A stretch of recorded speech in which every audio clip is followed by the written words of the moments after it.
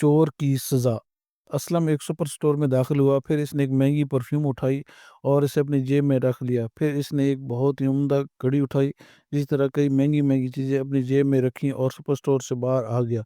اس نے بہانہ بناتے ہوئے قریب ہی ایک دکان پر وہ چیزیں سستے داموں بیچ دیں۔ اس کی موٹر سائیکل بھی چوری کی تھی، جسے وہ بھی بےدردی سے چلا رہا تھا۔ راستے میں ایک برقع پوش خاتون اپنا پرس کندھے پر لٹکائے جا رہی تھی۔ وہ تیزی سے موٹر سائیکل چلاتا ہوا قریب سے گزرا اور خاتون کا پرس چھین کر تیزی سے ایک بغلی سڑک پر مڑ گیا۔ آلو لے لو، پیاز لے لو، کھیرا، ککڑی، بینگن، ٹماٹر، کریلے بھی ہیں اور ٹینڈے بھی ہیں، لے لو تازہ سبزی لے لو۔ کرمو روزانہ کی طرح ابھی بھی آج آوازیں لگا رہا تھا۔ ایسے گلی سے گزر رہا تھا کہ اچانک ہیلمٹ پہنے ہوئے ایک آدمی تیزی سے موٹر سائیکل بھگاتا ہوا اس گلی میں داخل ہوا اور دیکھتے ہی دیکھتے کرمو کے ٹھیلے سے بری طرح ٹکرا گیا۔ آدمی موٹر سائیکل سے گرا، موٹر سائیکل بھی زمین پر پھسل گئی، کرمو کی ساری سبزیاں بھی بکھر گئیں۔ کرمو چونکہ موٹر سائیکل کو دیکھتے ہی پیچھے ہٹ گیا، اس لیے وہ محفوظ رہا۔ وہ اسلم تھا جو درد سے کرا رہا تھا۔ اس کی بائیں ٹانگ سے خون نکل رہا تھا اور دائیں بازو میں بری طرح چٹک گیا تھا۔ موٹر سائیکل کے ٹائر بھی ابھی تک گھوم رہے تھے کیونکہ انجن بند نہیں ہوا تھا۔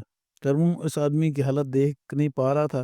وہ جلدی سے لوگوں کو مدد کے لیے پکارنے لگا۔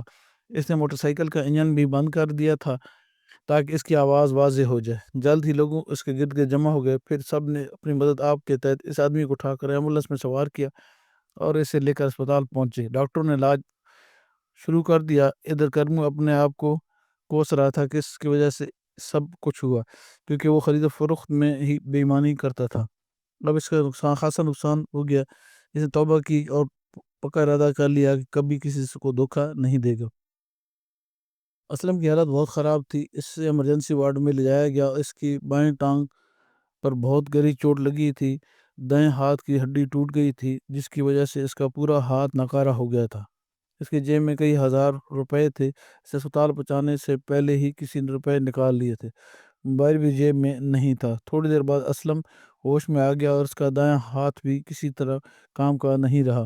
اب وہ اپنے آپ کو ملامت کر رہا تھا کہ میں نے یہ کیا کیا۔ اس نے چوری کر کے جتنی بھی دولت جمع کی تھی سب ختم ہو گئی تھی۔ اس نے اپنے ہاتھ بھی گنوا دیا تھا۔ چوری کی سزا بھی تو یہی ہوتی ہے کہ چور کا ہاتھ کاٹ دیا جائے۔